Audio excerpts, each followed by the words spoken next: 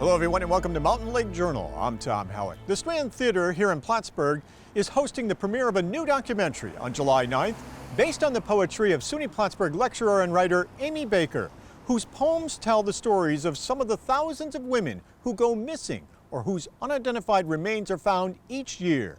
Women whose stories often are lost or forgotten. I don't believe my luck. There's a lot of people who write about crime.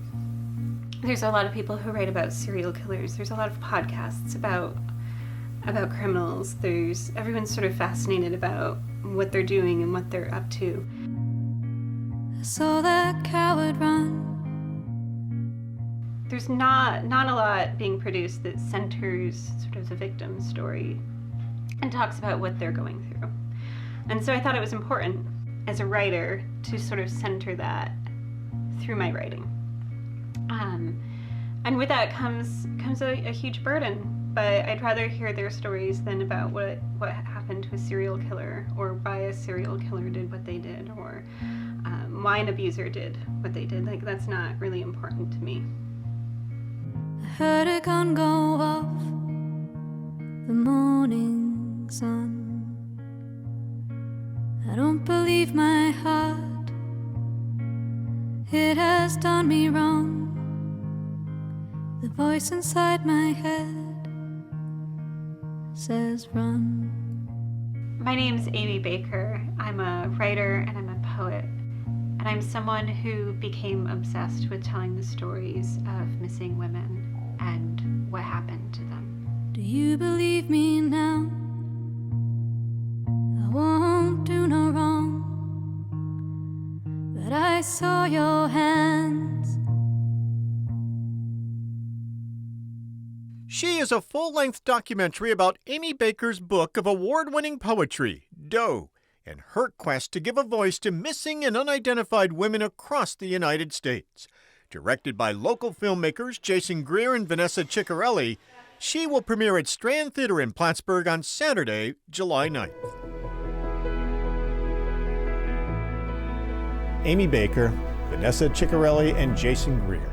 We heard just a little bit in the trailer, Aimee. You wrote Doe about some of the thousands of women who have gone missing across the country over several decades, some dating back to the 60s and 70s. Why did you write this book? So when I was living in Phoenix, there was this case of this unidentified girl who'd been thrown from a vehicle. And I was just fascinated by her case because she had gone unidentified at that point for 9 years. I was just really sinking into the idea of how this is a possibility that she had, they knew so much about her, but not who she was.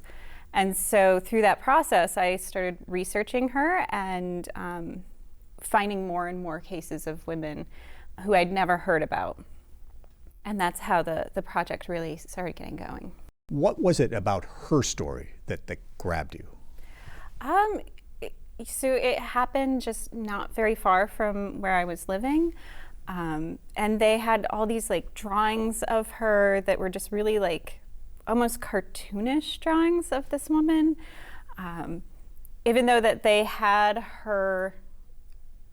photos of her, but they really couldn't share those photos. And I was just sort of really invested in her. She had this little blue heart tattoo that just really seemed like such a strong detail to me, that there's something like this strong identifier for her, and just really became attached to her story and her case. And was that one of those cases where you thought a small blue heart tattoo like that, somebody should hear that and know who this woman is? Exactly. And then, but when I investigated, I don't know, I thought I was going to Google my way into some sort of revelation. I don't know. There were so many other women who had blue heart tattoos, it's because there are so many missing women that such a strong single detail is actually, you would encounter other women with that same detail. Was your hope to get some of these cases noticed, that maybe you could help with the investigation, or maybe even help solve some of these mysteries or disappearances? So I think that when women, or when anyone goes missing, we are just flooded in the media by so many stories that so many of those stories get lost, right? So my intent is not necessarily to solve them through the act of poetry, but to call attention to each of their cases and to remind people that there are these women who are still missing, so that we start saying their names, so that we start paying attention to their stories, that their stories don't get lost amongst all the other things that we're inundated with daily. And so focus new attention on these forgotten cases, in a way also to honor them? Mm-hmm. Definitely. You say in the documentary that you became obsessed with telling the stories of missing women and what happened to them. And did it really become an obsession for you? Yes. I mean, I spent 7 years writing Doe. So that just involves a lot of me in this process. So yeah, I mean, every single woman in the book, all the women that I researched who are not in the book, I just feel like I still carry them with me. And why poems? I was not trained as a poet. I was getting my degree in fiction. But it seemed to me that the form of poetry causes people to slow down and actually spend time with the work and with the person. So I feel like the slower process of reading poetry just really fit what I wanted people to get out of this. And then, Jason and Vanessa, did you read Aimee's book, and did it instantly hit you that this would be a great story to tell? Yeah. Jason had been wanting to start trying to make a documentary. He was just trying, like, brainstorming ideas, and that was around the same time that I read Aimee's book. And so I started talking to him about it and saying, look, if we're going to do this, why don't we do something that is a little bit more important, I guess, and try to use Aimee's book and Aimee as a way to, like, kind of get her message out.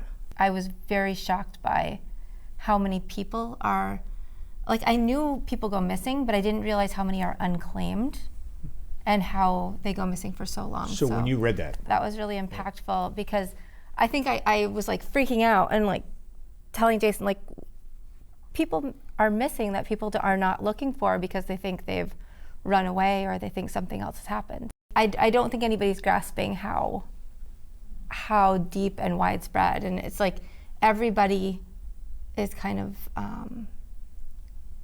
anybody can fall victim to one of these things. It's been so long, like, this preconceived notion that you have to be kind of looking for trouble to happen.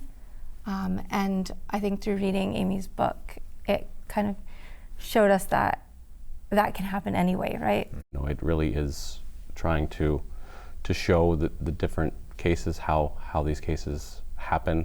Like we said, that they're not necessarily what you think they are. Somebody that's working in a gas station and goes missing was not looking for trouble. And you'll see it in, like, the photos through the film of the ladies that are missing. Like, they're anybody. They're, you know, anybody's family member. They are, and that really hits you when you watch it. They are. They're people we know. Right. Yeah. The cases and the way that we've designed the film, it's about the victims, which I don't think there are any, or very few documentaries out there that are about victims without getting into detail about the criminals involved in there. And we're trying not to give any more power to those people. Yeah, and you say right in the documentary, Aimee, that was not the focus of this. This is about the victims and the victims only. Right. Like, so I'm very pointed in all of my conversations. If we know that there is someone actively involved in their cases, that I do not say their names. They do not need more publicity or more names saying the women do. And so often the focus ends up being on the serial rapist, on the killer, and their trials, and yes, so they end up inevitably getting a lot of the attention. So in this case, you do talk about the killers, but as you mentioned, you don't mention them by name, you don't tell us who they are or what happened to them, and that's by design. That's really purposeful, even when I'm doing public readings, or specifically sometimes people recognize who might have done the crime and they want to talk about it, but I'm very focused on not engaging too much in that direction. What are you hoping that the documentary will do? I'm hoping that this is a small part of people shifting their focus when it comes to true crime, away from, giving more power to killers or attackers in any sense, and also that at the end of the day, the names that we carry with us are not their names, but the women who are involved. We're in an era now where there's a lot of shows, there's a lot of podcasts, there's a lot of interest in these crime stories. But so often it's about whodunit. Yeah. And are they truly guilty, or have they been wrongly accused? And so in this case, you made it quite clear that this was to focus on the victims. Hopefully this just is like part of pushing forward a movement. There is a movement in true crime to shift in that direction, so hopefully this film is just a piece of that puzzle. What effect do you hope it will have on the people who see it? I hope that they learn about the women that we talk about. If they're interested in picking up Doe and learning about the other women that I wrote about, but also as they're thinking about their own engagement with true crime, the true crime genre, that they start thinking about like who the people were, so that as they leave the film, that they shift their own perspective. And does part of you hope that this may go national, and that people may watch it and it may resonate, and that something may click, and that actually you could bring some justice to some of these women, that either help solve the cases or identify them, some of these unidentified cases? That would truly be amazing, and hopefully that we are also calling attention to those individual cases. The film is designed, we talk about a few of the cases in depth, but we've also designed the film so that, or Jason and Vanessa have designed the film so that it's really introducing a bunch of different women who've been missing for a really long time at this point. So the first poem you wrote about was about two young teenage sisters, Cynthia and Jackie Leslie. One was 15, the other was just 13, vanished from Mesa, Arizona. They told their folks they were going to go babysitting, and instead they were headed off to a party. And we never know if they made it to the party, but no one has ever seen them again since. That's correct, yeah. What was it about that case that grabbed you, and that you decided this was going to be the first poem I write? Cynthia and Jackie, I just think that idea of two teenagers who are just, lying to their parents, and they're just going to sneak off to a party. And I was just thinking, like, what a typical experience that is. Like, that how many of us as teenagers might have lied to our parents and done something similar. So it's just like this common story, and the fact that they went missing just really drove home like what risks there are in the world. And I'm not saying that everyone is, who's lying to their parents is going to experience it, but just that, they were doing something typical in their lives. They were hoping to have a little bit of fun with their friends, and that now we don't know where they are. The girls left a note for their family, saying they were going to babysit. Instead, they walked west along Baseline Road toward a party 3 blocks away. It's unclear whether they ever made it there. The police scoured the orange groves looking for them, but the girls were never seen again. That claustrophobic night, the trees in the orange grove hunched like sleeping flamingos, while the sisters two-step shuffled down the block, towing up dust. They left behind rows of tin-can homes, just as the sky pinked. Moved away from the echo of every television set playing the same evening news show, and the scuttle of scorpions hiding in palm trees that only ever gave thin columns of shade. Their father, body blackening, sat in an armchair as the chemicals took hold in his blood. They told him babysitting, fingers crossed behind backs. On the way to the party, the youngest bumped her sister with her hip, sharp bone clacking against sharp bone. They giggled, thought about the cool press of glass, the taste of malt coating their tongues, the feel of boys' hands sliding up the seams of their jeans, and the rustle of dry lips knotting together. From behind, a car, its color grit, its engine flattened by the rasp of cicadas pulsing in the night air, their hollowed bodies clicking open and closed. The sisters walked on until the headlights burned against their bare skin. But before anything could happen, the girls reached down, grabbed each other's hands, and held on tight. And then the last poem in your book about the 12 saints took you the longest and was the most difficult to write? Yes.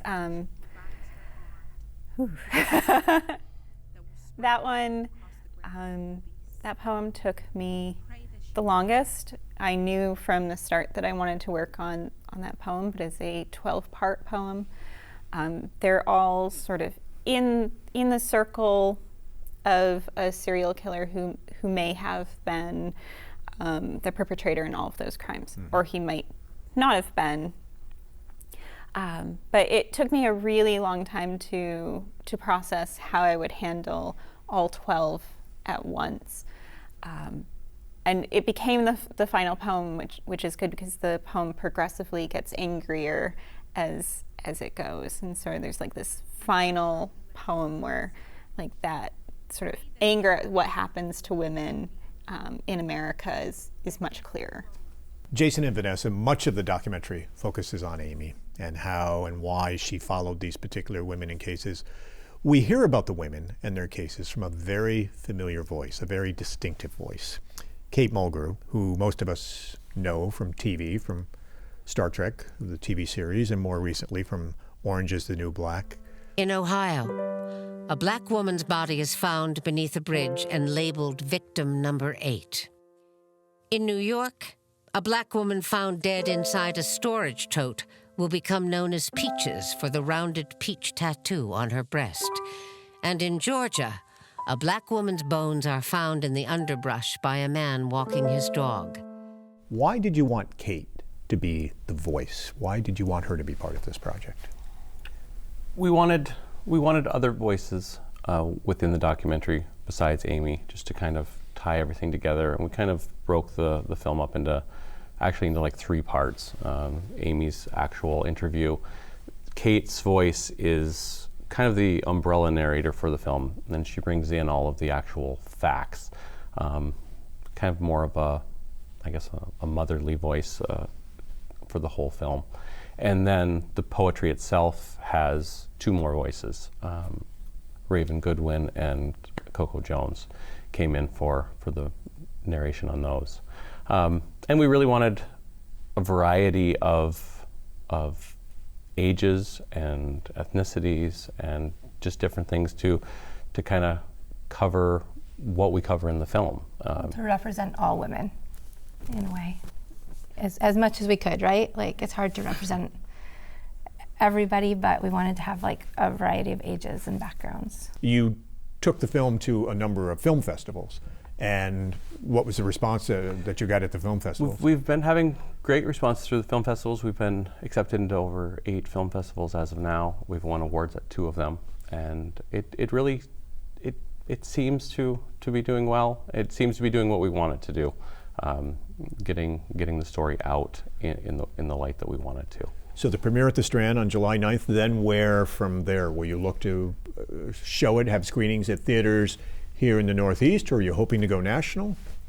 Ideally, go national or as wide as it possibly can. I mean, that's kind of the point of this story. It needs to be seen by as many people as it possibly can.